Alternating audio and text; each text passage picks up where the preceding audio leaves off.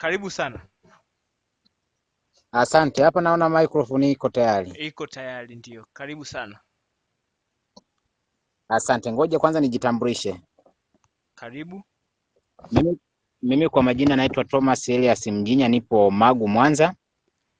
Karibu Mr. Thomas. Ni mwalimu wa shule ya sekondari Deleli. Ndio. Pia mimi ni mkulima na najishughulisha na ufugaji wa nguruwe. Sawa sawa. Lakini pia napenda nije ni invest kwenye mazao, hasa niwe na mashine ya kukoboa na kusaga nafaka kama mahindi. Sawa sawa. Ndio. Okay. Alikuwa ni Mr. Thomas. Karibu Bless. Kama unaweza ukatoa introduction, hata tukipata jina, unapatikana mkoa gani, unaweza ukawa kuna mtu yuko mko jirani au naye akawa na uhitaji wa kile kitu ambacho mko nao, ikawa ni vizuri sana kufahamiana, lakini pia kujua potential na namna ambavyo tunaweza tukasaidiana. Lengo la webinar hii ni kukutana na wadau na sio tu kusikiliza nini kama Mazao Hub tumewaletea, ila pia hata na nyie kuchangia moja kwa moja kufanya ile connection. Karibu. Ndio. Bless.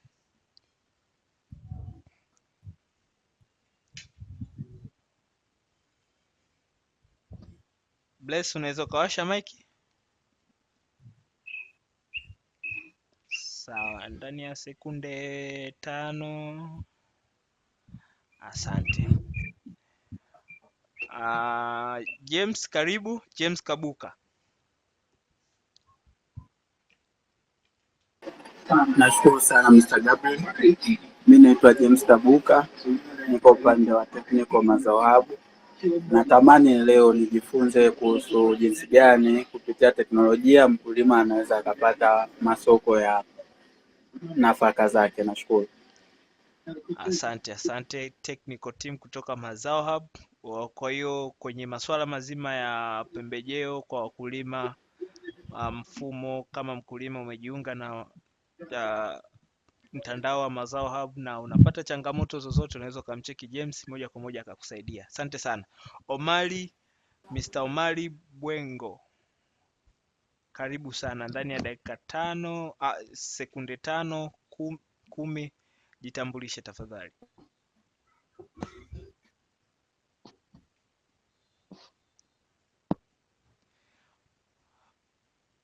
Okay, sawa. Omari, mwingine yote kama angetamani kusikika kabla sijaanza kwa upande wangu,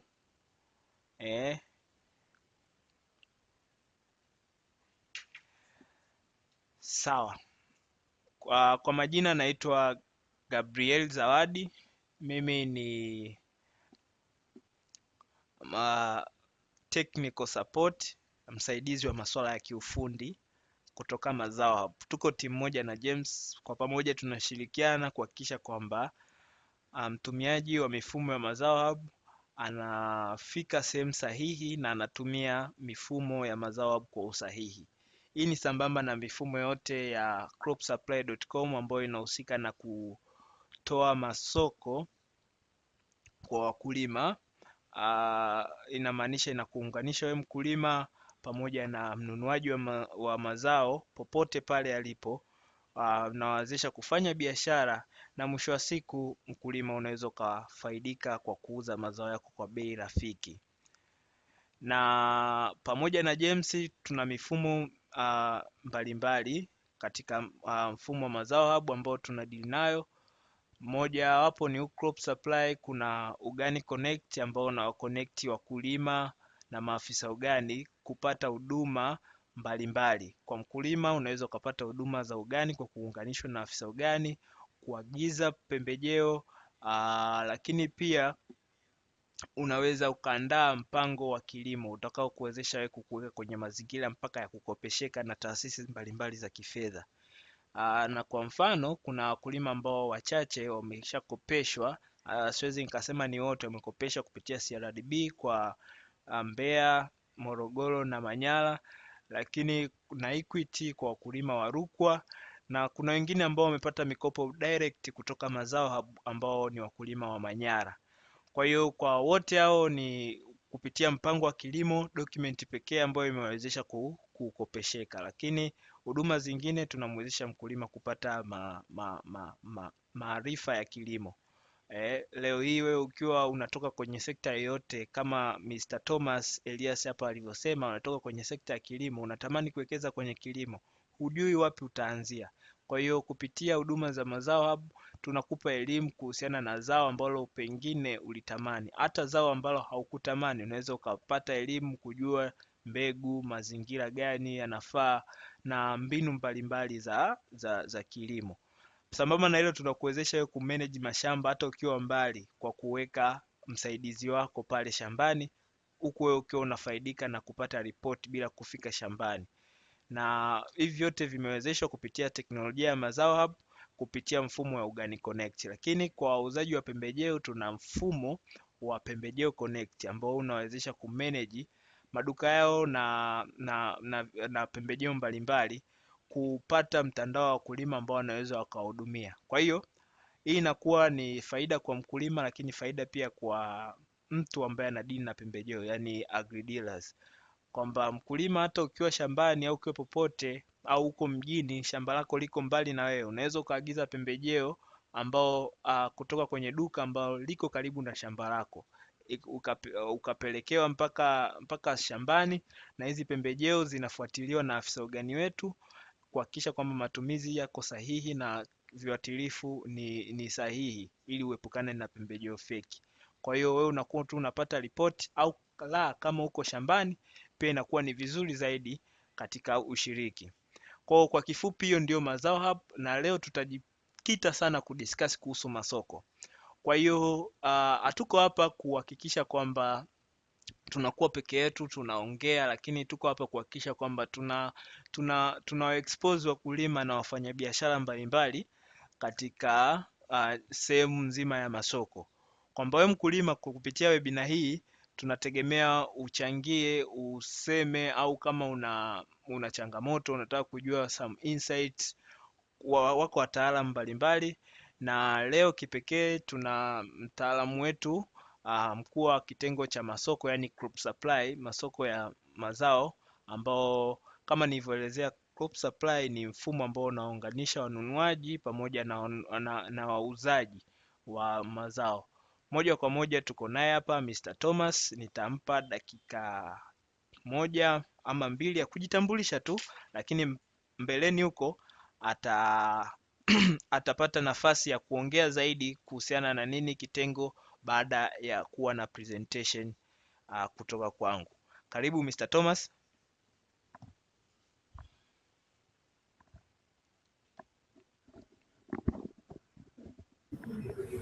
Asante. Sasa jamani, habari za leo.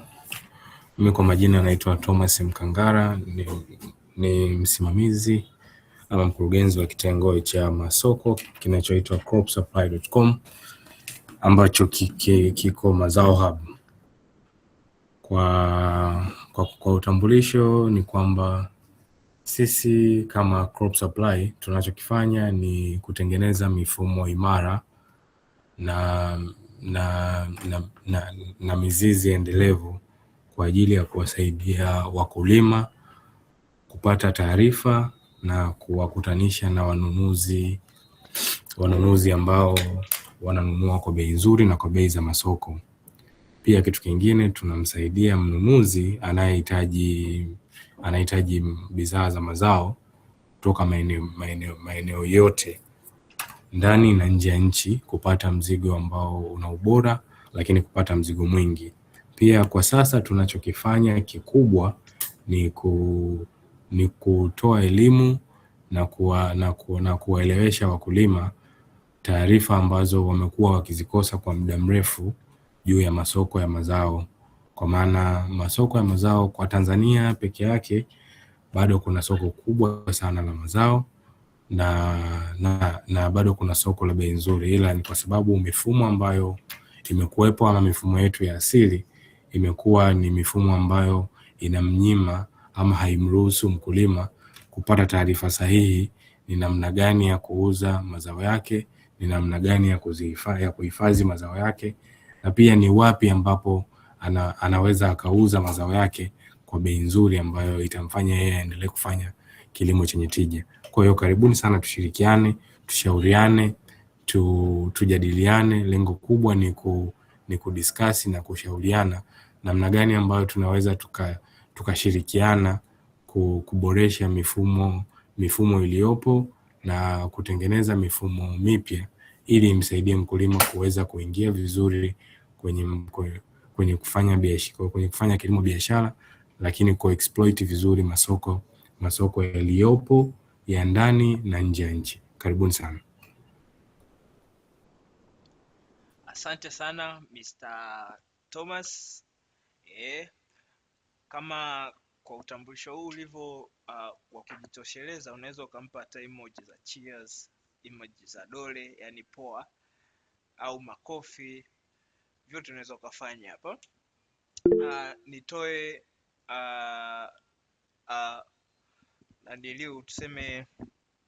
nitoe angalizo fupi kwamba wakati unataka kuongea, tafadhali kuna mic iko chini kushoto, unaweza ukawasha direct uka interrupt, au kuna modality ya kunyosha mkono, unaweza ukanyosha mkono endapo pale kutakuwa kuna queue au kutakuwa kuna watu mbalimbali mnataka kuongea, unaweza ukanyosha mkono na mimi nitakuwa na point mmoja mmoja. Hivyo ndivyo namna ya kuhitaji kuongea, lakini unaweza ukatumia chat kama uwezi kuongea. Chat mara nyingi huwaga iko chini kulia, ina alama kama ya message hivi, ukabonyeza ukaandika message, mimi nitaiona, nitaisoma, kama ni swali au kama ni mchango litawafikia walengwa. Na kama nilivyosema, sisi tuko hapa kwa ajili ya kudiscuss changamoto soko, kujua na kuconnect.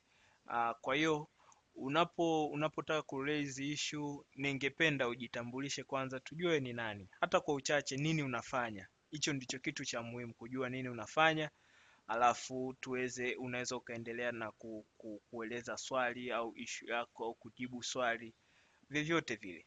Kwa hiyo kwa saizi naomba mniruhusu nifanye presentation fupi kuhusiana na namna teknolojia inavyoweza kukusaidia kupata masoko rafiki kwa mazao yako. Sasa hapa tutafocus tu na mazao, tusiwe tumefungwa, lakini tunaweza tukapitia njia mbalimbali. Najua ziko njia nyingi sana ambazo wakulima mmekuwa mkizitumia kabla na hata sasa, kipindi ambacho mbali na mazao hapo.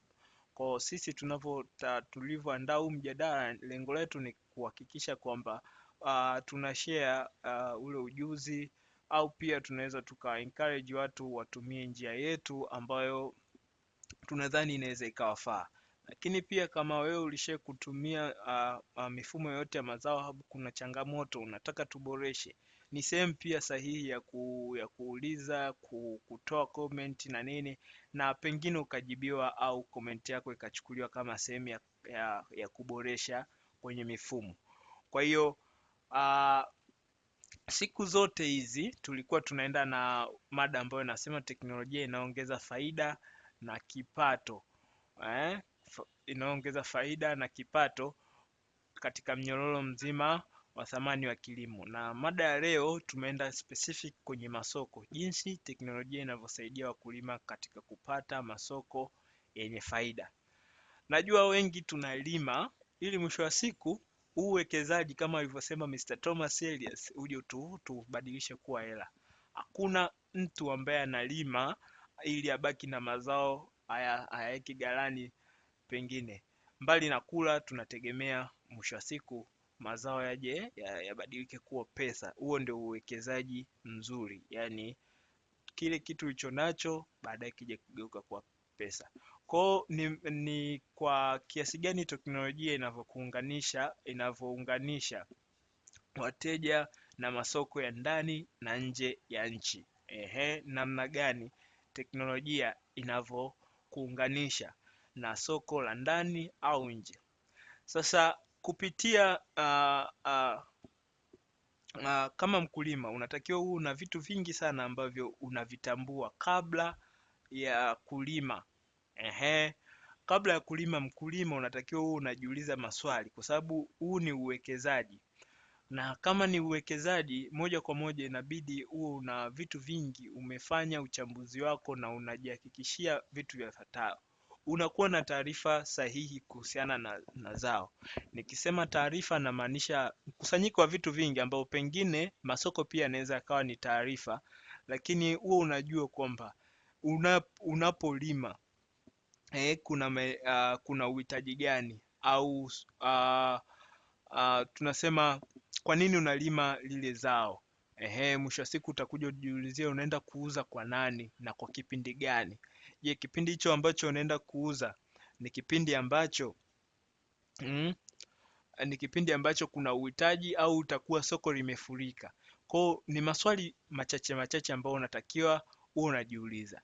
Je, kutoka hapo shambani ambapo unalima, endapo utavuna, utatumia njia gani ya usafirishaji wa mazao kwa urahisi kumfikia yule mtu wa mwisho ambao unataka kumuuzia, kama wewe unalima kibiashara? Na je, kama wewe ni mazao yako yanauzika katika soko la nje, ni namna gani ambayo unaweza ukazuia au ukaepuka ule ugumu wa kufikia soko la nje? Kwa vyote hivi unatakiwa uwe navyo, hasa katika kilimo. Nikisema taarifa, uwe na taarifa juu ya mbegu ambazo zina trend, zinazaa mazao mazuri. Uwe na taarifa juu ya mbolea ambazo zinaweza zikakusaidia kuimarisha afya ya ile product ya mwisho au lile zao la mwisho, kama ni mboga au kama ni nafaka au kama ni korosho. Kila kitu uwe una taarifa, uwe una elimu sahihi juu ya kitu ambacho unafanya. Kwa hivi vitu vyote ukifanikiwa kuchambua, ukajua baada ya kulima nitaenda kuuza wapi, itakurahisishia mwisho wa siku hata utapofikia hatua ya kuvuna, utaweza kuvuna katika standard nzuri, itakupelekea kuuza kwa bei nzuri kwa lile soko ambalo utalitarget. Kama point yangu ya pili hapo, unasema unauzia wapi, utaenda kupeleka bidhaa yako kwa wakati sahihi, inakupelekea wewe kupata bei nzuri, lakini haitakusumbua wakati wa kusafirisha.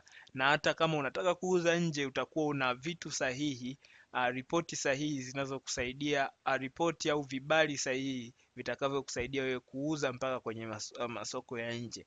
Sasa hivi vitu vyote teknolojia imerahisisha. Changamoto kama nilivyosema, point ya kwanza ni ukosefu wa taarifa. Yaani ukiona taarifa, hivi vitu vyote hivi vya chini unaweza ukaviepuka. Ukiona taarifa sahihi juu ya masoko, wale wasafirishaji, watu wa logistics, vitu gani ambavyo vinahitajika kwa ajili ya kuuza kwenye masoko ya nje, ukiweza kufanya vizuri hapa, unaweza ukaepuka hivi vitu hivi vyote na vingine ambavyo vinahusiana na hivyo. Kwa hiyo leo nategemea wadau tutapeana taarifa juu ya teknolojia, juu ya connection. Watu wengine hawajui ni nani anaweza akanunua mazao yao. Yote hiyo ni taarifa. Kama mkulima unabidi uwe na taarifa. Sasa teknolojia inakusaidia nini? Hivi leo watu wakulima, kwa kuwa maeneo tuliyokuwa nayo tunaweza tukasema pia yanachangia kwamba maeneo mengi tuliyokuwepo kama wakulima hayana access ya internet. Kwa hiyo kidogo imesaidia, imechangia internet penetration na teknolojia kusambaa kumekuwa ni kugumu sana, lakini teknolojia inakusaidia wewe kupitia majukwaa ya kidijitali kuuza mazao yako. Lakini sio tu kuuza, kwa sababu kuuza kuanzii pale na unapokutana na mteja na kuclose deal au kukubaliana naye kuhusiana na kile ambacho unataka kumuuzia. Lakini majukwaa ya kidijitali pia yanaweza kukutanisha na watu ambao ni mahususi au watu sahihi kwa ajili ya mazao yako. Kwa hiyo kupitia majukwaa haya ya kidijitali, hapa nitayataja machache. Kwanza nitataja Mazao Hub. Kupitia Mazao Hub unaweza kukutana na wanunuzi, au kama wewe ni mnunuaji unaweza kukutana na wakulima wenye mazao kwa ajili ya mahitaji ya kiwanda, mashule, mahitaji ya soko la nje na vyovyote vile. Kwa majukwaa ya kidijitali kama Mazao Hub, sasa hivi naona kuna mengine sitaacha kuyataja kwa sababu watu wanayatumia. Kwa mfano Kilimo, kuna jukwaa moja la serikali nimesahau kidogo, lakini ni common, kabla ya Mazao Hub lilikuwepo. Huko watu wanauza na kununua. Lakini ukiachana na hapo, kuna majukwaa mengine kupitia mitandao ya kijamii, social media. Hivi leo mimi niko kwenye magroup zaidi ya 10 ya mazao. Niko Mazao Hub Lima Kiakili, niko group la ufuta, niko group la AMCOS mbalimbali, niko kwenye magroup ya magala mbalimbali. Kwa hiyo hayo yote magroup yanaweza kanikutanisha na watu ambao wanaweza kanunua mazao yangu kwa kuchat, kuuliza maswali na vitu kama hivyo. Lakini mitandao ya kijamii sio tu kwenye magroup, hata pia unapopost Instagram inakupa wewe nafasi ya kukutana na watu ambao mko katika nyanja moja ya kilimo. Anaweza kawa ni mnunuaji au mkulima mwenzako. Kwa hiyo hapa ni take away note kwa wakulima wengi. Wakulima wengi tumekuwa tuna kitu kwamba kilimo ni shughuli duni, kwamba tunaona wenzetu wanaouza nguo wanaposti biashara zao, na wewe ukiwa kama mkulima, ukiwa uko shambani, record video, record progress, umepanda, umefanya nini, umeenda kuweka mzigo kwenye magara, record, tuma mitandaoni, tengeneza Instagram page, tuma kwenye magroup. Hii itakusaidia wewe kuonekana zaidi. Ukishaonekana unaweza ukakutana na mtu ambaye anaweza akawa na uhitaji. Unaweza kukutana na mtu mwenye maduka akataka uwe supplier wake wa mchele. Kwa hiyo kupitia hivyo teknolojia inakuwezesha kukutana na watu haraka. Sasa walio wengi wakulima tunategemea tu wale madalali ambao tunajifungia huko, yani lazima mimi nitamuuzia dalali fulani, au kipindi fulani kuna watu watakuja shambani. Lakini tukipevuka sasa na kutumia hizi teknolojia ambayo tuko nayo leo hii, hakuna mtu ambaye asiokuwa na WhatsApp, na wengi tumejiunga hapa. Tuliojiunga hapa tunategemea kwamba tunakuwa na simu janja au simu ambayo inaweza ikaingia kwenye platform kama hizi. Sasa platform kama hizi tunazitumiaje? Ukipata nafasi, onyesha kile ambacho uko nacho kwenye magrupu ambao uko nao ya kilimo. Tuma hivyo vitu. Tuma nini unafanya kwenye mitandao ya kijamii, tengeneza Instagram page, jibrandi huko kwamba mimi nalima mpunga, nalima maharage, progress yangu ni hii, imefika wakati wa kuvuna. Onyesha zile process kwa namna ambavyo unaifanya kuwa ni bora, unaweka kwenye gala, onyesha. Kwa huko ndiko itakufungulia channel za kukutana na watu mbalimbali. Bila shaka Instagram sasa hivi inaweza content ikaspread mpaka Kenya, tunashare nao origin Uganda, inaweza ikapenya hata kwa mtu wa Tanzania aliyeko wapi, Uingereza. Kwa namna hiyo utajitengenezea kuwa na uwanda mkubwa sana wa kujulikana na watu kukutana na wewe, kufanya na wewe biashara. Kumbuka hiki kilimo ni biashara, kwa hiyo unatakiwa ujibrand kama mfanya biashara. Chochote utakachofanya shambani, fanya katika quality. Hivyo ndivyo teknolojia inatuwezesha kupitia mitandao ya kijamii, na tusiogope kufanya content, kurekodi, kuposti tukiwa shambani, hivyo hivyo kwenye matope, kwenye majaruba, kwenye matrekta, vumbi na kila kitu tunaposti, kwa sababu hichi ndicho kilichotukuza na hichi ndicho kinachotupa tunasema kula na kulisha watoto na vitu vingine. Lakini pia wakulima tumekuwa tunachelea sana kuingia kwenye makongamano, warsha na maonyesho mpaka ifike 8 sasa tunahisi kwamba ndio Christmas yetu, lakini tunaweza tukahudhuria makongamano mbalimbali. Na of course niwapongeze wakulima wenzangu ambao tumefanikiwa kuhudhuria hiki. Natumaini humu tutaweza tukatambuana, tukafanya nini kwa kuulizana maswali na kushare ujuzi mbalimbali na vitu kama hivyo.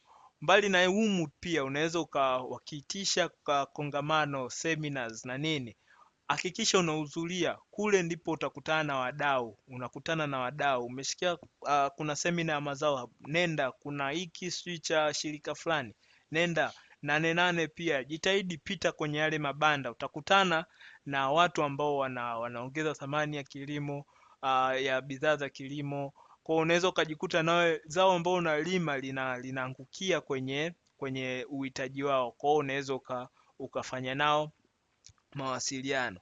Lakini pia vikundi vya wakulima kama cooperative na AMCOS hizi AMCOS, SACCOS, hapa nimeweka paka SACCOS, kuna SACCOS zingine ni za kilimo, zinasaidia sana kwenye kuhakikisha kwamba wakulima wanapata masoko. Sasa kwenye hiki nitastiki hapa, kuna baadhi ya SACCOS ambazo zina mpaka mifumo, zina rekodi za watu ambao waga wanakuja kununua kwao.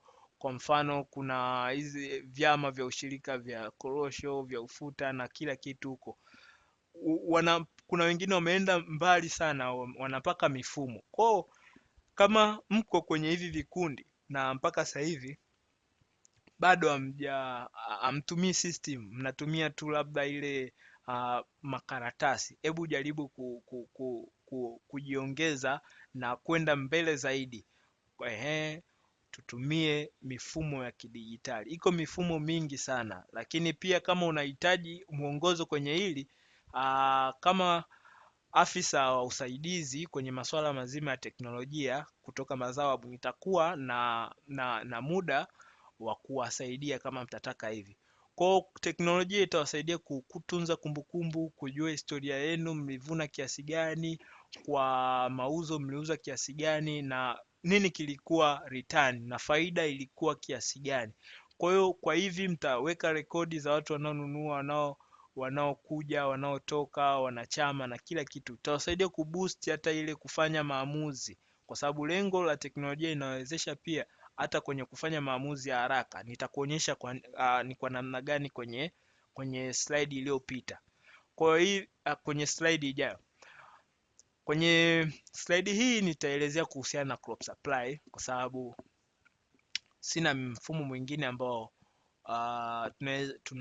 tuko nao ambao tunaruhusiwa kuonyesha kama hivi. Sisi kama Mazao Hub kupitia crop supply tunawezesha kuuza kupitia kidijitali kwa kufuatilia mwenendo au historia ya mazao. Sasa hapa ni kivipi? Kupitia mfumo wetu wa kwanza, kati tunajitambulisha, nilisema unaitwa UganiConnect. Tuna rekodi data za mkulima kuanzia analima mpaka anavuna. Kwa pale tuna rekodi mbegu aliyotumia, mbinu na vifaa vya kilimo alivyotumia, afisa ugani aliyemhudumia, pembejeo, viuatilifu na sumu mbalimbali alizozitumia katika kuua vijidudu au magonjwa ambayo yalikumba hilo zao lake husika, pamoja na vitu vingine kwenye historia ya zao. Vyote hivi zitakusaidia wewe kupata ripoti ya ufuatiliaji wa mazao. Hii ripoti itakusaidia kwenye kutengeneza makabrasha au dokumenti za muhimu, kama wewe ni muuzaji wa soko la nje, kama unasafirisha kwenda nje huko, unauzia watu wa nje, wanahitaji sana hizi document, na kupitia crop supply unaweza ukazipata kama wewe ni mkulima ambaye umehudumiwa na Mazao Hub. Kwa kama hujajiunga na Mazao Hub, hakikisha unajiunga. Lakini pia inakuunganisha moja kwa moja na wateja, na hii inaenda pia inarudi kwako wewe kama ni mnunuzi, inakuunganisha moja kwa moja na watu wenye mzigo. Na hii ni kupitia mfumo wetu. Kama unavyoona hapa, hawa ni wakulima mbalimbali walioko kwenye vizimba, mazao, masoko au magala mbalimbali. Wameposti mazao yao kwa wakati huo. Nilipochukua hii picha, bei zilikuwa ni kiasi hichi. Sasa moja kwa moja kama mnunuzi, unachofanya ni bure. Unakuja hapa, unafanya ordering, order moja kwa moja itaenda kwa mkulima, ataipata. Wewe kama ni mkulima kukubali kwamba ile ofa ambayo mnunuaji anaisema ina apply kwako. Baada ya hapo unalipia moja kwa moja kupitia mfumo kwa uwazi kabisa na biashara inafanyika. Kinachofuata, utatuachia mazao hapo kuhakikisha kwamba tunafanya mchakato wa usafiri, kutoa mzigo pale ulipo kuja kufikia wewe uliyenunua, au kutoa hapa uliponunua kufikia wewe ambaye ni mteja au ni mtumiaji wa mfumo. Kwa hiyo kwa watumiaji na kwa wauzaji au wanunuaji wa mazao ya kilimo wa aina yoyote, tunawashauri wajiunge na mfumo huu. Lakini pia kupitia mfumo huu unawezesha kufanya maamuzi bora ya bei ya kilimo na kujua mahitaji ya soko. Hii inaenda moja kwa moja kwenye tunaita market insight hapa. Wewe kama mkulima unahitaji kujua bei trend, kwamba hii nyanya yangu nilime ya muda gani ili wakati wa kuvuna kuwe kuna demand kubwa ya nyanya, ili bei nitakayouzia iwe nzuri. Nikisema demand namaanisha uhitaji. Sasa hii ni moja ya uchanganuzi ambao wakulima wengi sana wanakosa. Mwisho wa siku wanalima nyanya kwenye vipindi ambavyo ni vigumu, wanakuja wanavuna kwenye vipindi ambavyo ni vigumu kwa mazao yao kuuzika kiurahisi. Au wanakuja wanajikuta wanaangukia kwenye mavuno kwenye kipindi ambapo mashambani hali inakuwa ni ngumu kwenye usafiri na hata hali za mvua kwenye mazao baadhi ambayo yanaathirika na mvua. Kwa hiyo kupata hizi taarifa na nini yote unaweza ukazipata kupitia Crop Supply. Na ukiangalia hapa juu hapa ni utepe wa bei za mazao ambayo unatembea, inaonyesha bei halisi za mazao kwa wakati huo kwenye masoko mbalimbali makubwa majijini, jiji la Mwanza, Dar es Salaam, Arusha na mengine. Utaona bei zao katika mfumo. Sasa hii itakusaidia kufanya maamuzi. Kama unauza, utaamua nipeleke zao langu sokoni, hii bei inaweza ikanifaa, au kama unashikilia mzigo wako ili utarget tena msimu ujao au kipindi kijacho ambacho kutakuwa na bei nzuri, ni sawa. Lakini inakusaidia pia kuokoa muda na gharama. Niwaambie tu kupitia cropsupply.com tuna mfumo wa usimamizi wa maghala ambao unakusaidia kuuza mzigo wako hata ukiwa shambani. Hata ukiwa shambani, lakini pia ukiwa kwenye maghala. Nimezungumza kuhusiana na namna ya kuuza. Hawa wakulima waliotuma mzigo wao wakiwa hapa, ni kwamba mzigo wao ni either huko shambani, wamevuna labda ndio huko kwenye mavuno yale ya kwanza amepiga picha ametuma, au wengine wako kwenye maghala, wengine wako mzigo wao umeshafika sokoni kwenye kizimba, wale wasambazaji wakubwa wamepiga picha wameweka hapa. Kwa hiyo wewe kama mnunuaji au kwa wanunuaji watapata tu kuona location, kama uko kwenye pack house, kwenye collection center au kwenye warehouses, wataona hizo sehemu. Sasa ni jukumu la mnunuaji hapa, lakini inakuwezesha kuuza mzigo wako popote pale ulipo. Kwa hiyo kwa kufanya hivyo inakusaidia wewe mkulima kuokoa muda na gharama. Unaweza kuokoa gharama za kusafirisha kupeleka masokoni, kwa sababu mnunuaji atakuwa amenunua moja kwa moja kupitia sokoni. Sasa hivyo ndivyo ambavyo Crop Supply kwa kifupi sana, bila kuchukua muda mwingi, inawawezesha wakulima na wanunuaji kukutana pamoja na kufanya biashara. Kumbuka, teknolojia ni muhimu sana, hatuwezi tukaizuia, na sisi kama wadau wa kilimo tunabidi tukubali mabadiliko na tuanze kuchukulia hii teknolojia na kuenda nayo sambamba. Nimezungumza vitu mbalimbali katika slide hapo ya juu kwamba tuhakikishe chochote tunachokifanya shambani tunatengeneza taka video au picha tunaposti. Huwezi jua nani ataona, au nani ataona atamwambia mwingine. Kupitia Instagram unapost, kupitia WhatsApp unajiunga na majukwaa kama haya, unajiunga na vikundi, unajiunga kwenye mifumo mbalimbali kama hii. Unatumia teknolojia kwa namna yoyote ili kuhakikisha kwamba kupata matokeo. Na kwa wale watu ambao moja kwa moja wangependa kujiunga na mfumo wa cropsupply.com, kama nilivyosema, mfumo wa cropsupply.com kama unavyoitwa, unaweza ukaingia moja kwa moja hapa. Kama ni Google, unakuja hapa kwenye simu yako, unaandika cropsupply.com. Baada ya hapo utabonyeza enter.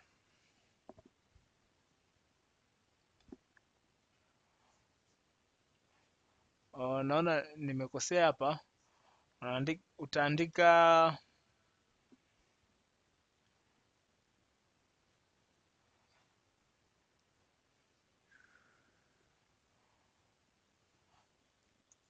cropsupply.com.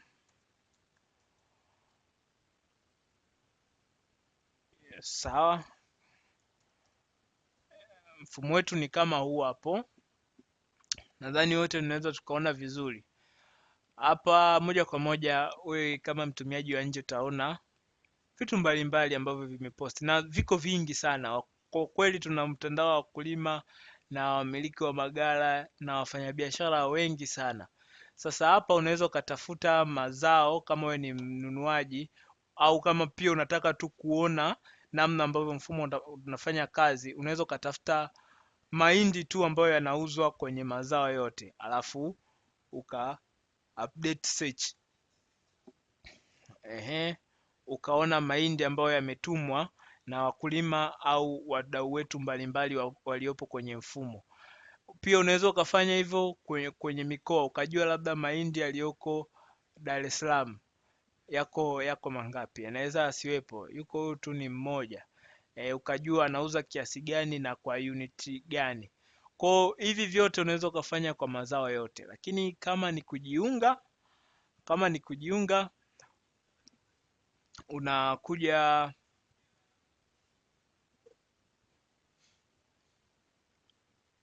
unakuja hapa login. Ukija hapa unasema utajiunga, au unasema sign up hapa kwenye register.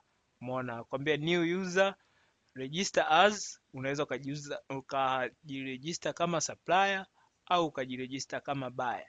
Na kama wewe ni supplier, kupitia mfumo huu utajaza jina lako, nchi ambayo unapatikana, mkoa, namba ya simu. Kama wewe sasa hapo kama wewe ni supplier unasema ni buyer unasema ni aggregator. Kama ni supplier unasema ni aggregator, commercial farmer au yoyote pale utachagua. Lakini kama uko na uhakika juu ya hawa, unaweza ukachagua tu kama ni aggregator. Hawa ni kwa wale wakulima wakubwa, hapa ni kwa vile vyama vya ushirika, na hapa ni kama wewe unafanya biashara ya mazao. Na utajaza hapo, utajaza na email yako. Kama ni kikundi umechagua pale ni cooperative, utaandika email ya kikundi. Lakini hapa utachagua commodity of interest, yani mazao ambayo nyinyi mnafanya nayo kazi. Kama ni miogo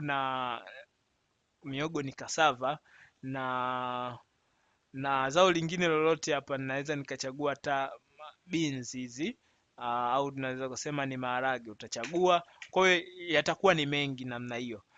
Baada hapo utatengeneza, utaweka picha hapo. Mwisho wa siku itachukua kama ni kwenye kompyuta au kwenye simu, utachagua moja picha ambayo unataka, uta create account, na mfumo moja kwa moja utakutumia message kuthibitisha kwamba namba ya simu au barua pepe ulioandika ni sahihi. Kwa kufanya hivyo utakuwa umekamilisha usajili, na moja kwa moja Mazao Hub watakamilisha usajili na utakuwa umeshajiunga. Nimeelezea process chache za kujisajili, lakini hii inaenda hata kwa wale ambao ni wanunuzi. Hivyo hivyo kwa wanunuzi inabadilika kidogo tu, kwamba watakuwa na hizi taarifa watajaza, watasema mazao gani ambao wanapenda kununulia, lakini pia watasema business strategy, kama ni off-taker wale wanunuaji, kama ni wale wanaodeal na hizo nafaka millers, na wanaweza wakasema kama ni viwanda au ni watu wauzaji wa mazao kwa jumla, na vile vile wanaweza wakachagua na kutengeneza account kikamilifu, na Mazao Hub itathibitisha email au phone namba yao ya simu. Moja kwa moja usajili utakuwa umekamilisha. Nategemea baada ya hapa watu wengi tutachangamkia fursa. Kujisajili ni bure, na moja kwa moja nakaribisha maswali na majibu. Kwenye kipengele hiki sasa, kama nilivyosema, hatutakuwa na kwenye kipengele hiki. Nitapenda kama una hoja, una swali kuhusiana na masoko, tuko na wataalamu hapa watakusaidia. Una changamoto, una kitu chochote kuhusiana na masoko na mazao, au wewe ungependa kutoa ushauri kwa wengine, karibu sana. Unaweza ukanyosha mkono ukachangia. Asante.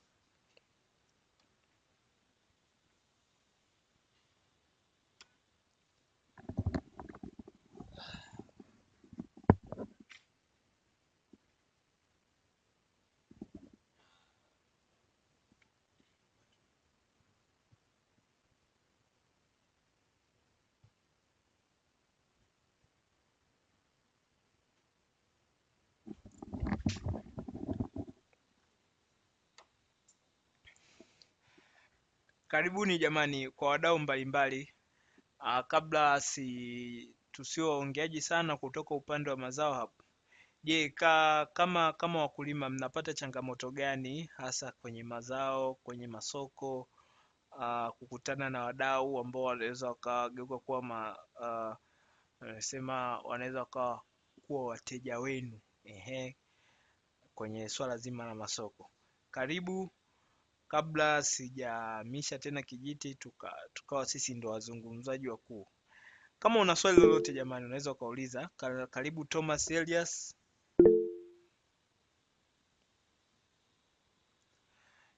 Thomas Elias, tuanze na wewe, karibu.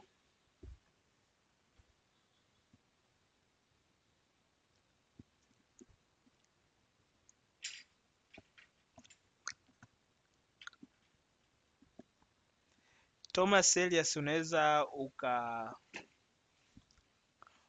ukawasha mic yako. Okay.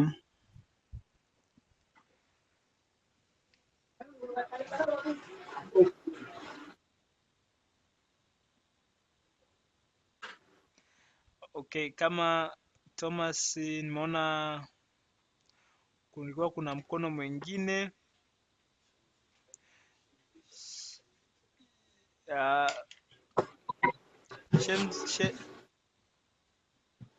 Shemzitu, karibu. Ndio, habari za wakutu. Salama, karibu. Asante. Kimsingi nimesikiliza maelezo vizuri na halo, nakusikia. Unanisikia?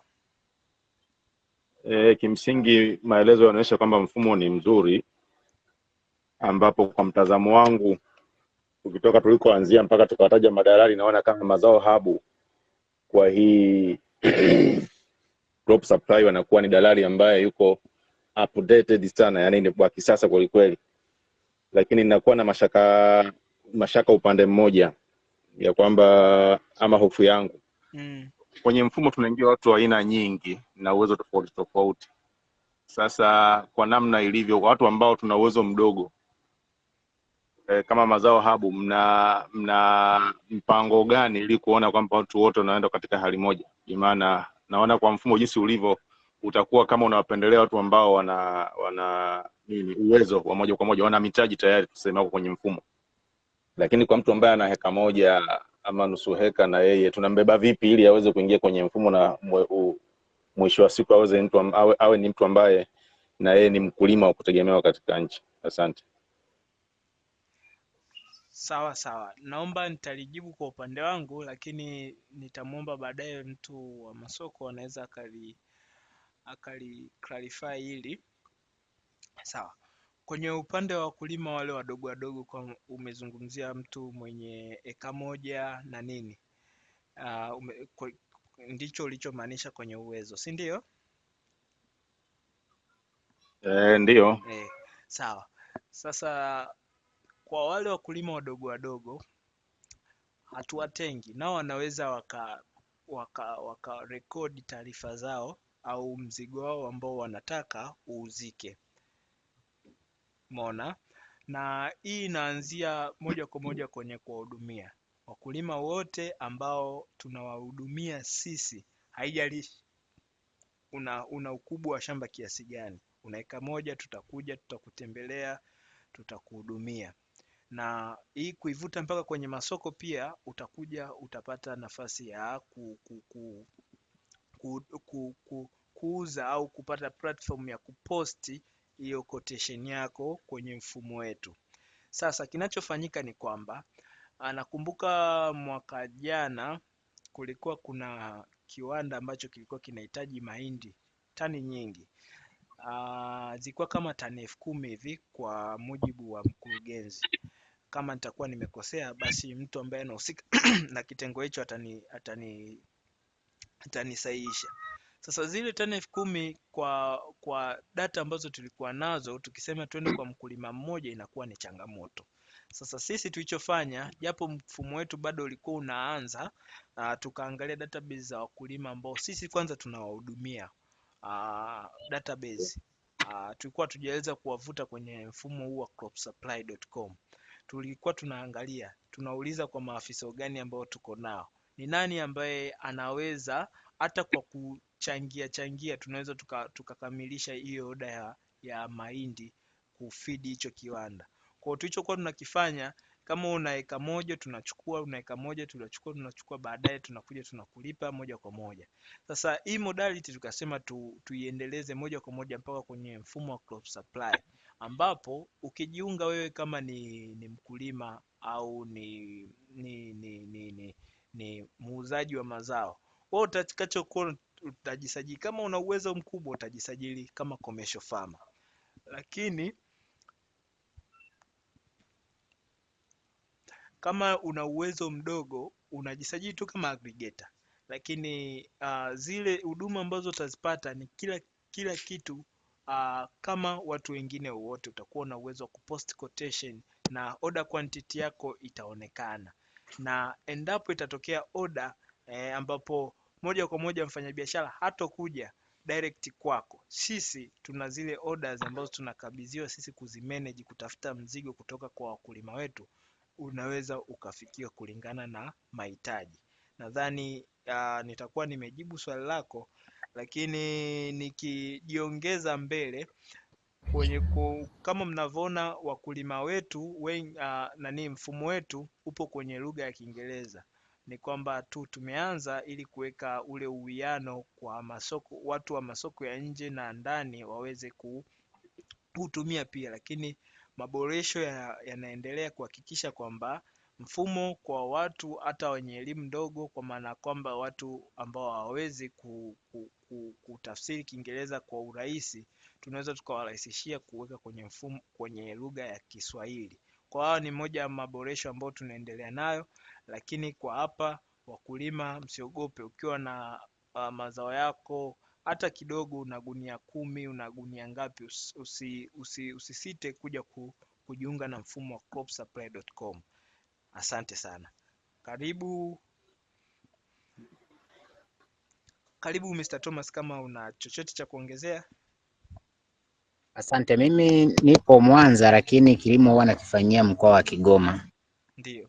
Sasa kule kuna changamoto moja, kweli wakulima wanajitahidi, wanalima maeneo makubwa, ila masoko bado ni changamoto, hasa ukiangalia location walipo na barabara zilivyo na changamoto, ila afadhali saizi naona lami ipo. Sasa mtu aliyeko Kigoma na anahitaji kupata masoko, tunawezaje kupata msaada kwa upande wetu ambao tunafanyia hicho kilimo mkoa ambao bado uko chini? Maana naona hapa kinachozungumziwa ni kwenye majiji makubwa makubwa, lakini mikoa ambayo bado haijaendelea ni kama haizungumziwi sana, na kule wakulima wanajitahidi, wanalima na wanafuatia na mazao yapo, na hata muda huu tunavyoongea watu kule wako wanaendelea kuvuna. Sasa mziki ni kwamba wanakosa masoko ambayo yanaeleweka, mwisho wa siku wanunuliwa na madalali ambao wanawaibia. Mimi hoja yangu ilikuwa ni hiyo. Sawa, asante sana. Mwenyekiti, naomba ni hope kwenye hilo swala niweze kutoa brief kidogo kuongezea yale maelezo ambayo umeyatoa. Mr. Thomas, hongereni sana na shughuli nzuri mnayofanya. Hongereni kwa kilimo chenu. Asante. Sisi tuko hapa kwa ajili ya kusaidia haya mambo yaweze kwenda sawa. Umezungumzia swala la wakulima wadogo, wale wenye eka moja, eka mbili na kwaje. Mfumo wetu huu wa crop supply ulivyotengenezwa upo kwa ajili ya kuwawezesha viwanda kuweza kununua kutoka kwa wakulima, na upo kwa ajili ya kuwawezesha wafanyabiashara pia wale wadogo wadogo, hata madalali kuweza kununua kwa wakulima, lakini kwa bei ambayo ni ya sokoni.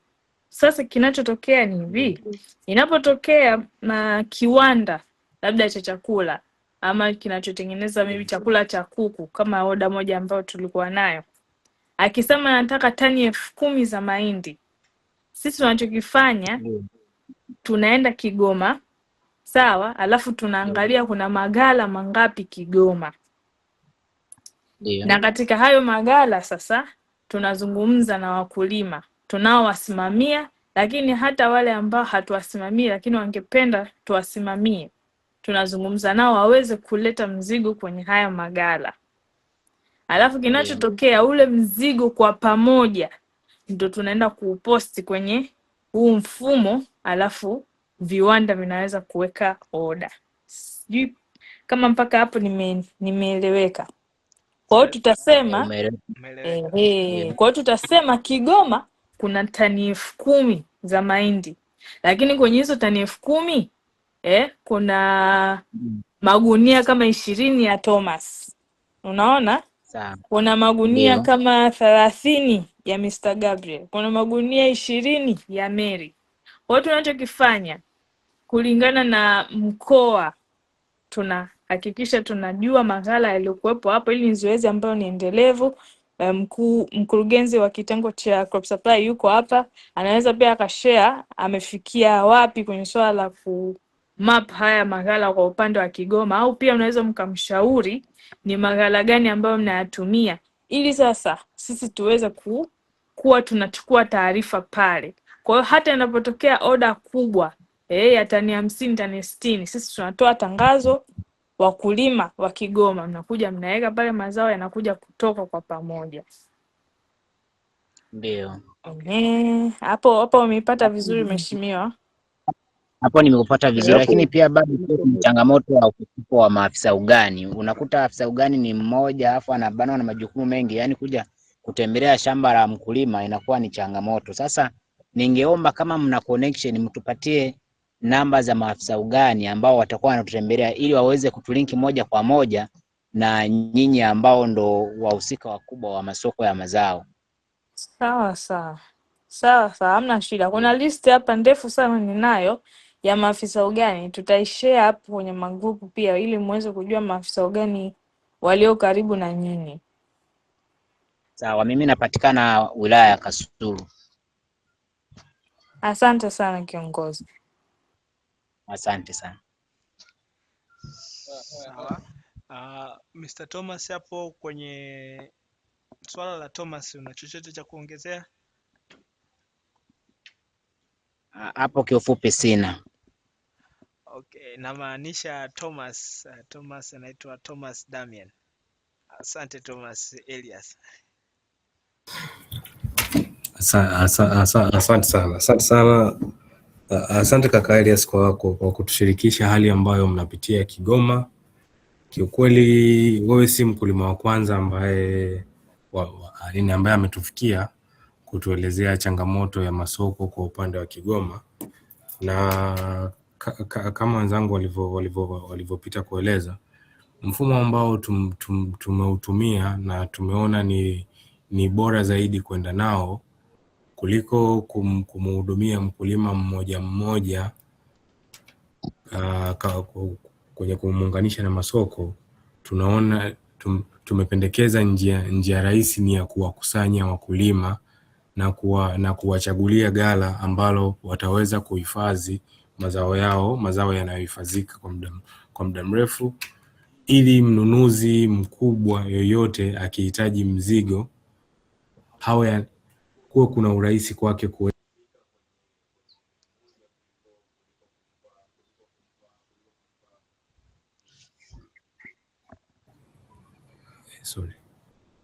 kuliko kumpa mnunuzi changamoto ya kuanza kukusanya na kushindwa kusimamia swala la ubora.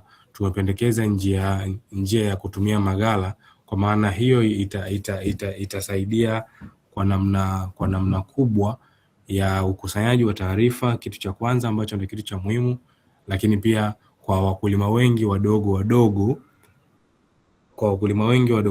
ambao mizigo yao mingi unakuta ni chini ya tani 10, lakini wote wanakuwa wanapata nafasi na fursa ya kuunganishwa na masoko ya wanunuzi ambao wananunua kwa bei nzuri ya soko. Pia kwa upande wa maghala, naomba nikazie, jamani, sisi ni wakulima na sisi ndio tunajua mazingira yetu ya mashamba, tunajua ukaribu wa kufikia maghala. Kama wenzangu walipokwisha kusema, tunaomba ushirikiano sana kwenye kushauriana, lakini pia kushirikiana ni maghala yapi au sehemu zipi za kukusanyia mizigo ambazo wakulima wengi wataweza kufikisha mizigo yao, lakini pia wataweza kuwa na imani ya kutunza mazao yao kwenye maghala hayo. Pia kwenye swala la afisa ugani, naomba ni washirikishe. Nadhani hii inaweza ikawa fursa kubwa kwa wakulima waliopo Kasulu. Kitu ambacho sisi kama Mazao Hub tunakifanya, wakulima mkiungana na kutengeneza kikundi cha wakulima kuanzia 50, sisi kama Mazao Hub tuna uwezo wa kuanzisha kliniki ya kilimo ambayo itakuwa na mtaalamu wa kilimo, kwa maana bwana shamba, ambaye atakuwa anawahudumia nyie kwa ukaribu zaidi, na mtakuwa mnapata huduma ya kufanya kilimo cha kitaalamu na kilimo chenye tija. Kwa hiyo ni fursa nyingine kwa upande wenu wakulima wa Kigoma. Muda mfupi madam atashare list ya wataalamu wetu waliopo karibu, lakini pia hata kama kwa wilaya yako wataalamu wetu wako mbali kidogo, mnaweza mkajiorganize, aidha ni vikundi 3, 4, tukawasiliana, tukaweka utaratibu wa kuwatafutia afisa kilimo ambaye atakuwa anawasaidia kufanya kilimo chenye tija, lakini pia usimamizi wa kitaalamu utakurahisishia wewe kuuza mazao yako kwa bei nzuri, kwa maana utafanya uzalishaji mzuri wa kilimo chako, lakini pia hata mazao yatakayotoka yatakuwa yana ubora. Kwa hiyo karibuni sana jamani. Asante sana Mr. Thomas. Sasa ningependa kuenda kwa mtu mwingine. Jamani, tulipanga webinar hii itaisha saa 11, lakini hatuwezi ikaisha wakati naona Madam Mary hapa amenyosha muda mrefu. Karibu Mary Msele, karibu.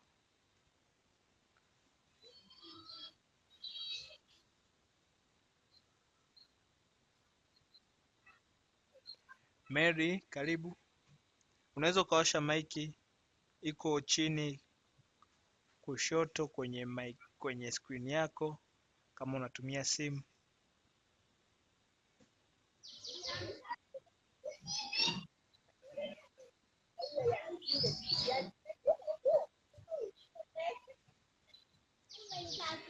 Mary,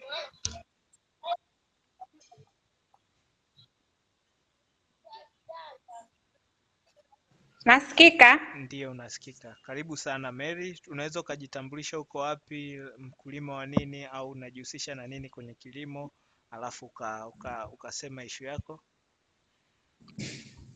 Okay, naitwa Mary Msele, nipo Tanga, wilaya ya Kilindi. Karibu. Asante. In short, mimi sio kwamba ni tayari nimejifanikisha sana, ila ndo nataka kujifunza. Nimefika hii wilaya nina kama miezi miwili, ila napenda sana kilimo. Nilikuwa najaribu kufanya research zangu, kuna baadhi ya vitu nimevigundua. Kwa mfano mimi nimefika hapa sasa hivi watu wanavuna mahindi. Lakini ambacho kimeniumiza na nikataka kuuliza, yani watu wanavuna mahindi, kuna watu wageni wametoka nchi za jirani, mfano Kenya, wafanyabiashara kutoka Kenya wamekuja huku kuchukua mazao, yani wanachukua kwa bei ndogo sana. Kwa mfano wanachukua gunia moja la mahindi kwa shilingi 50,000 wanayapeleka Kenya. Kwa hiyo nilivyoona hii hapo leo wana kikao wanazungumzia masuala ya mazao, nikaona hebu nilishirikisha ili huko kwenye kikao, yawezekana hii wilaya ikapata mtu ambaye anaweza akatoa ushauri namna gani ya kuwasaidia hao wakulima, kwa sababu unaona kulima mazao anatumia gharama. Japo kilimo cha huko hakina gharama sana, lakini bado lazima mtu utumie gharama, ulime shamba, upande mbegu, upalilie, uvune. Alafu uje uuze gunia kwa 50,000, naona ni hela ndogo sana. Kwa hiyo nilikuwa naomba kama kuna mtaalamu wenu wa hili eneo ambaye anaweza kuwasaidia hawa wakulima, wakaweza kutengeneza ghala kama hivyo ulivyoshauri, alafu mazao yao yakawa yanachukuliwa na kampuni kama hivyo mlivyosema, na kampuni ambayo mnakuwa mmeshapata wala kutoka viwandani, ingekuwa vizuri zaidi. Japo na mimi nina ndoto kwa baadaye, natamani kuwa mkulima pia, kwa sababu bado mgeni ndio naendelea kufanya research kama hizo, vitu kama hivyo naviona vinanikatisha tamaa kwa kweli. Asante. Asante.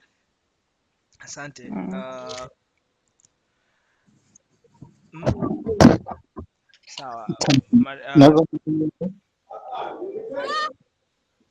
Namwona Dr. Kalusa hapa anaingia. Sawa.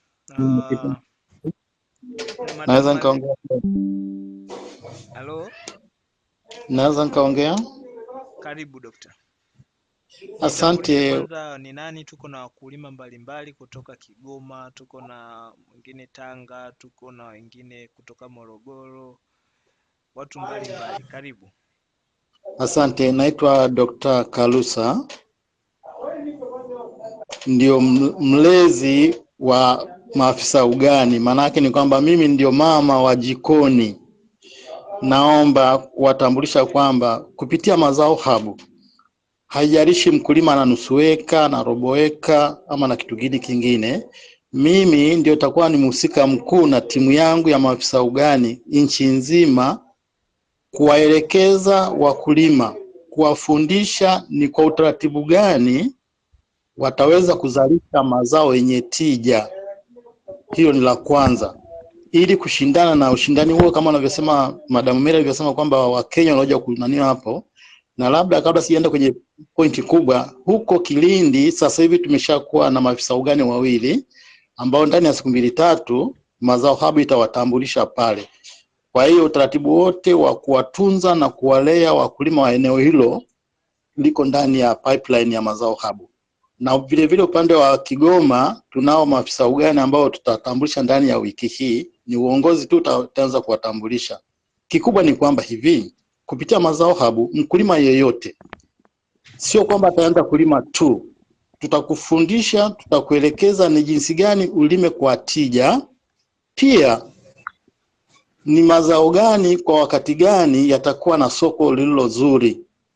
Mfano, nitatoa mfano tu wa kawaida kwa aidha kwa mtoto wa kike ama mtoto wa kiume. Unapohitaji mchumba, nafikiri lazima ujiandae kwa kuwa nadhifu.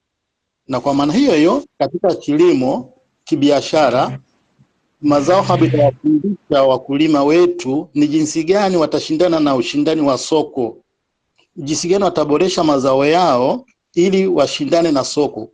Kwa maana kubwa ni kwamba ili uwe na kiburi kama mkulima, mnunuaji akubembeleze. Sasa mazao habu ndio itachukua nafasi hiyo ya kukufundisha, kukuelekeza ni jinsi gani utaboresha zao lako, jinsi gani utatunza zao lako ili uweze kudumu katika soko.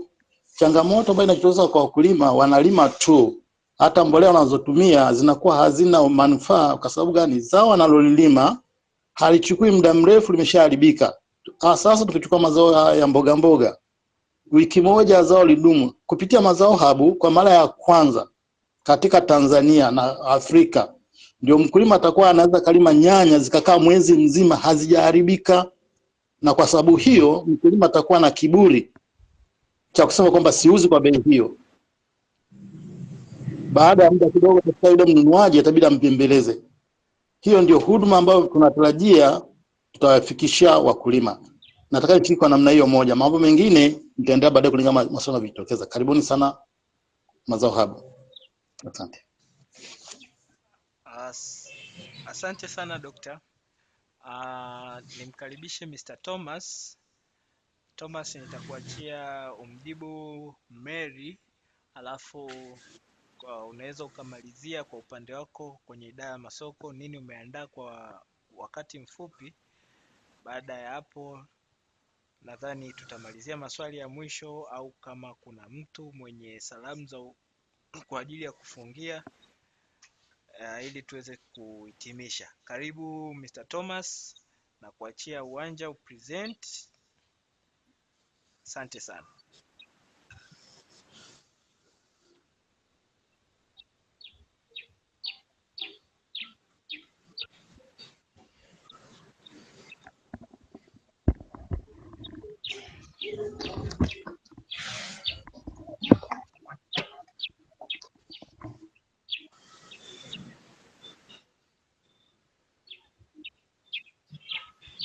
Asante. Dada Mary, habari?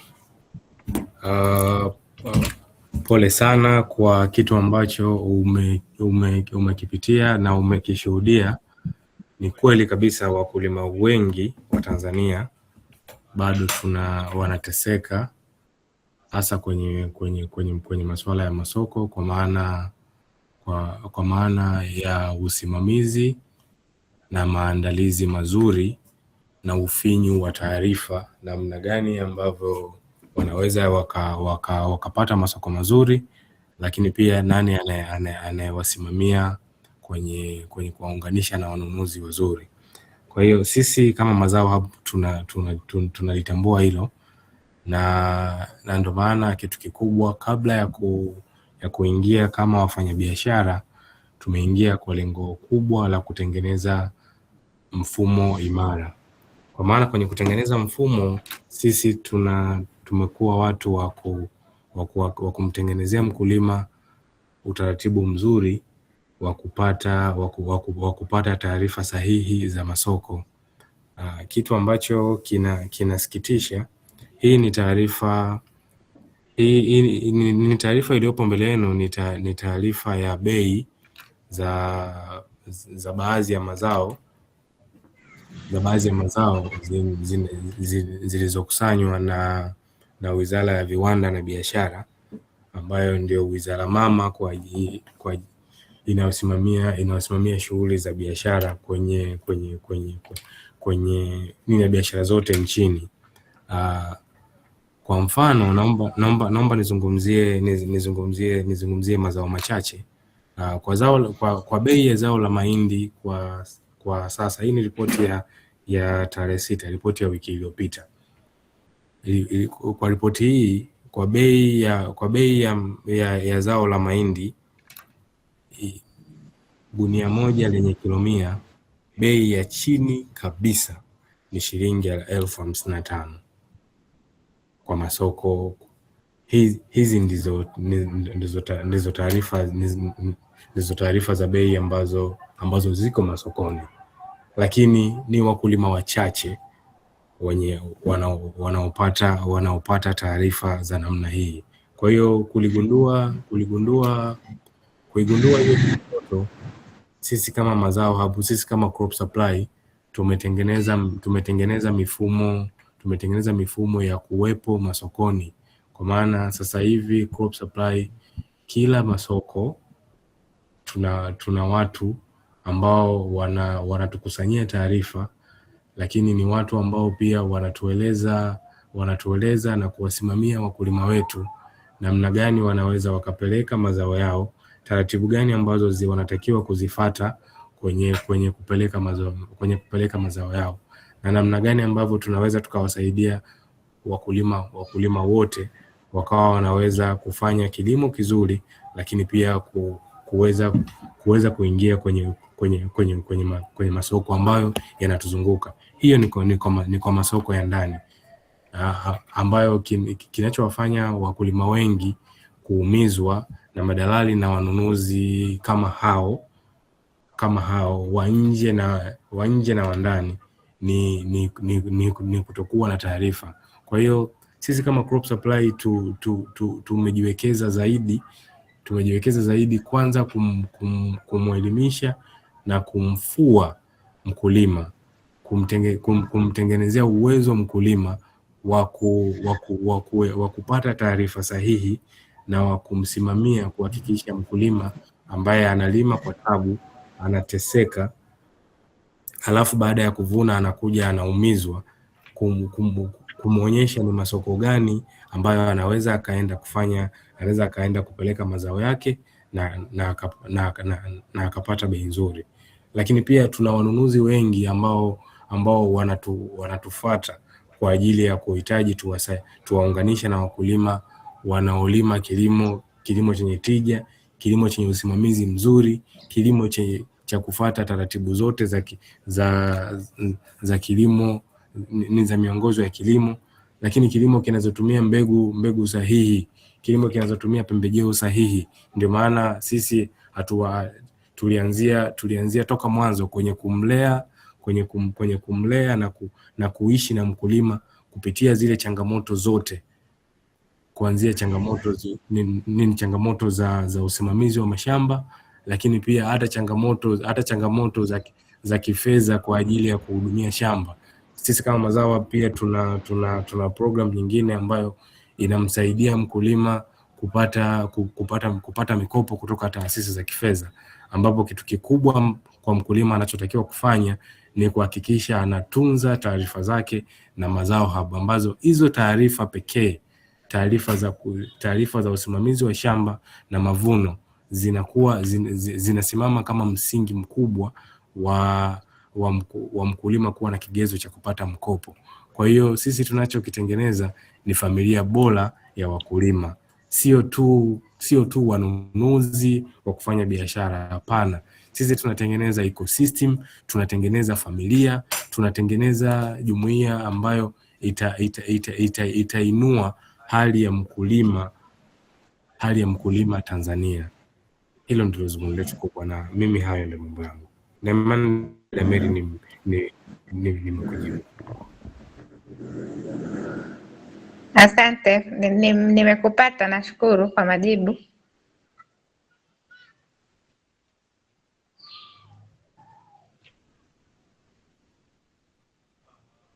Asante Mr. Thomas. Nadhani wote tumeelewa, lakini nitoe sekunde 5 kama kuna mtu bado ana swali au kuna kitu concept nimeelewa, kuna changamoto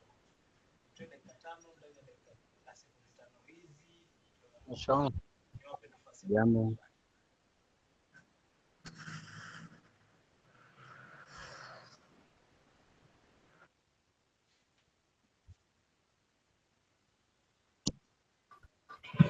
Asante.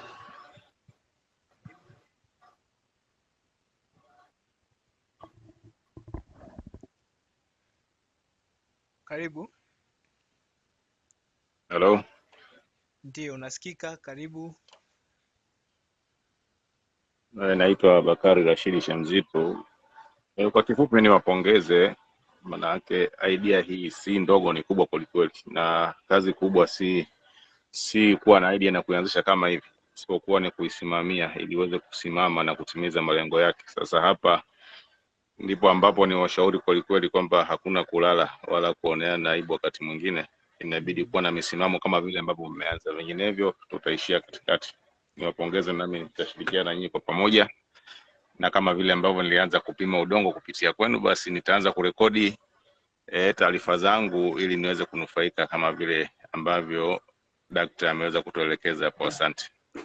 Karibu sana, karibu sana. Nashukuru sana kwa mkulima wetu. Natumaini kwa msimu ujao tutaendelea kushirikiana na kuhakikisha kwamba tunainua sekta yetu ya kilimo. Sasa nifunge kipengele hiki cha maswali na majibu. Niwashukuru kwa wale wote ambao tumekuwa tangu saa 11 kamili, ambapo tulikuwa tuna mada ambavyo namna ya teknolojia inavyoweza kusaidia kupata masoko rafiki kwa ajili ya mazao yako. Kwa mjadala huu natumaini tumejibu baadhi ya maswali ambayo yalikuwa yakiwatatiza, lakini kama ulikuwa una changamoto, unataka kuipata hii document ya aliyoshare Mr. Thomas, au kama kuna changamoto hujajiunga bado na mfumo wa Mazao Hub, unaweza ukanitafuta moja kwa moja kupitia namba hii hapa. Naweza nikaizoom out. Yes. Namba hii hapa ni namba ya usaidizi. Ukitakutana na mtu yoyote ule kwenye ndani ya Mazao Hub, kwenye kitengo cha masoko, kitengo cha ugani, unaweza ukapitia kwangu, au pia kama una mawasiliano yake ya moja kwa moja unaweza ukawasiliana naye. Tukiwasiliana kupitia namba hiyo, unaweza ukafika moja kwa moja Mazao Hub na tukakuhudumia kwa huduma zote, kuanzia kupima udongo, ugani, huduma za kupata maarifa ya kilimo, kuagiza pembejeo, kusimamia maduka na biashara yote ya pembejeo, na pia hata kwenye kitengo cha masoko tunakukaribisha. Unaweza ukatupata kupitia website zetu za Mazao Hub, agriclimate.com au www.cropsupply.com, na kwenye mitandao ya kijamii tunapatikana kama Mazao Hub. YouTube pia tunapatikana kama Mazao Hub. Asanteni na nashukuru sana. Tukutane Jumatano ijayo kuanzia saa 11 mpaka mida ya saa 12 tutakuwa tumemaliza, na niwaahidi kwamba wiki ijayo tutakuwa na mada nyingine nzuri kwa ajili ya wakulima. Uje na changamoto zako, uje na mapendekezo yako kwenye teknolojia na kilimo, utapata nafasi ya kusikilizwa, kujibiwa na kueleweshwa. Asanteni sana.